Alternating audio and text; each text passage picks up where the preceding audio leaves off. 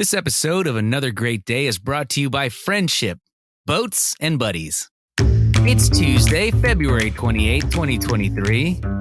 Because what was that? It's a friend ship. What? Oh. It's a boat when you're with buddies. Oh my goodness. I didn't know we were starting off so strong with dad jokes. Hey, we're coming in hot. All right, I'm Aaron, and this is my awesome and joyful co-host, Chris. Hello. Wow. Hello. Yep. Can you believe it's only Tuesday, folks? Well, we'd like to welcome you back to your new favorite podcast, Another Great Day. We're so glad you're here, and thanks for being here. Chris, I hate to do this right now and slow things down after we're off to such a good, strong start. But yeah, I need your help. Okay, yeah. Hey, AP, I'm here. I'd be happy to help. What's going on? Well, remember yesterday when we were talking about being in a tiny world? Well, I don't know how this happened, but I kind of shrunk down a little too far, like got too small, like down to the molecular level, and I got all tangled up in this like ropey thing, and I'm all twisted up, and I can't get out of it. It's like a Keith Sweat song. I'm twisted. Oh dear. Oh, you're stuck in a double helix. Oh, really? There's a deoxyribonucleic acid everywhere. This is a huge mess. I'm pretty sure I accidentally stepped on a bunch of crickets. Sorry, little buddies. What did you say? Crickets? What, like that? Why did you say crickets like that? Well, yeah. Whatever do you mean, Chris? Well, speaking of crickets, what is happening here? On this day, question marks abound. Oh, trust me, if you're confused, think of what our listeners are feeling. Well, on this day in 1953, which was 70 years ago, 70. Cambridge University scientists, that's right, we're like doing science days lately. Scientists James Watson and Francis Crick, see how I tied that together? That's where you get a crick in your neck. Exactly. It's called a Francis Crick if it's really bad. No, I'm just kidding. Those two guys announced that they have determined the double-helix structure of DNA, the molecule containing human genes. How cool is that? Huh. Yeah, Chris, how would you describe the double helix for our listening audience? Well, if I was to describe it visually, if you were trying to see DNA,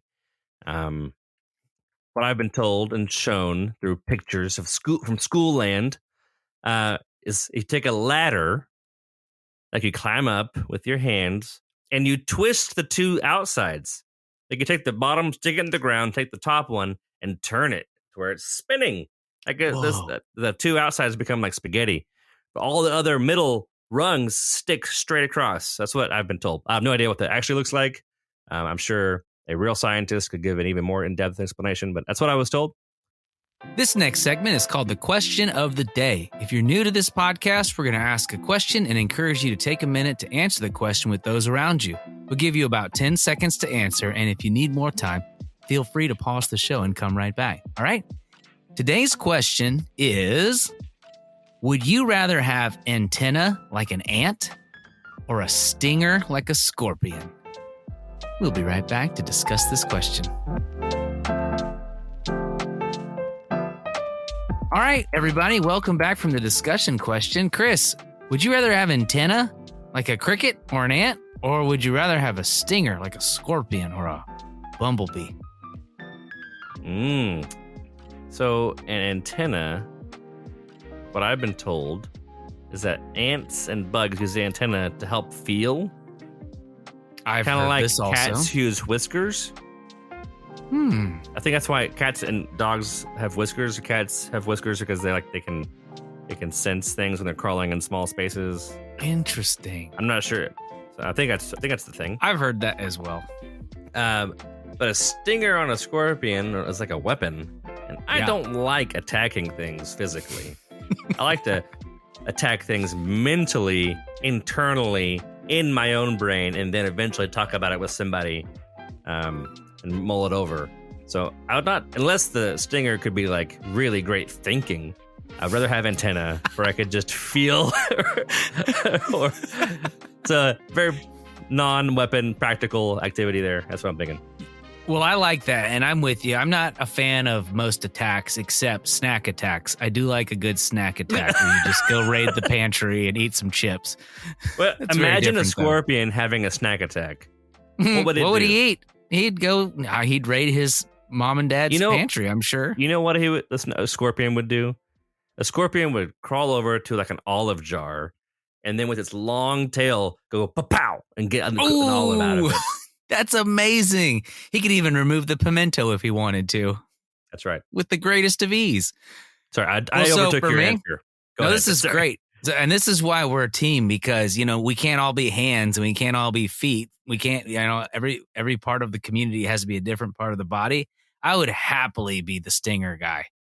So I'd be like, all right, you guys feel the way, but I've got your back. I'm not going to go looking for a fight, but I'll be here just in case things go south. If somebody tries to attack us, then I'll be able to defend us while you're feeling our way to the olive jar.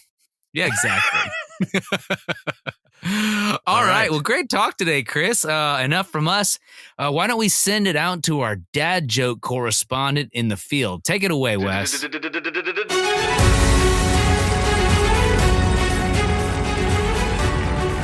Hey, Aaron and Chris. I'm out here, and there's just a lot of people, but they're all real slow and dragging their legs and kind of growling. They're like zombies.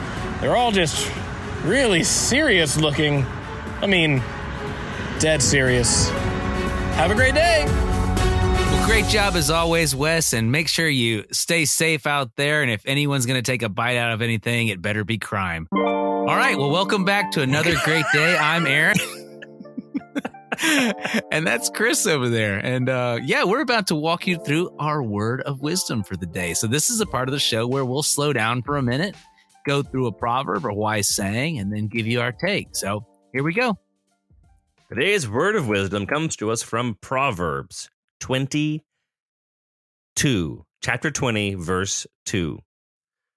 And in this version, I might read 2. We're looking at it here. The terror of a king is like the roaring of a lion. Oof.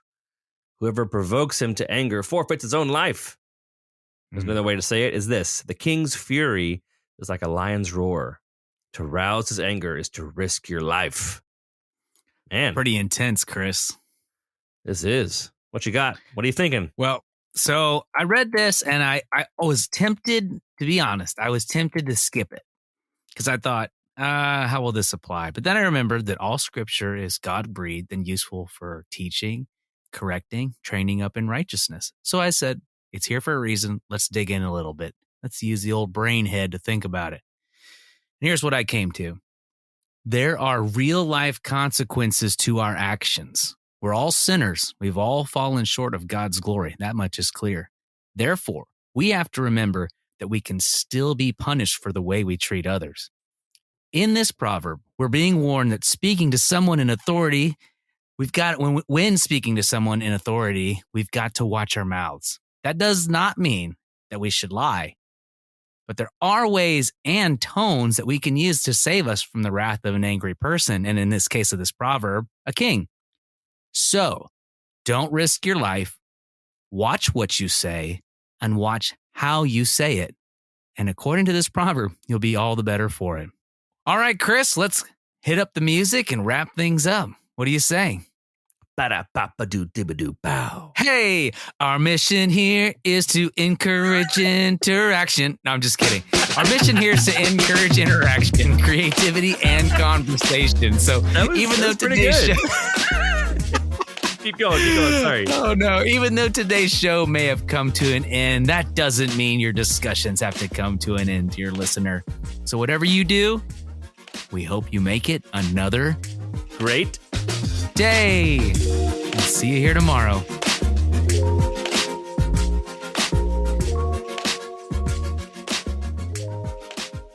1, 2, 3. Our mission here is to encourage interaction. Creativity and conversation. So even though today's show may have come to an end, that doesn't mean your discussions. That's really hard. It's like 90s rap. Rapping for Jesus to the beat. To the beat. The end.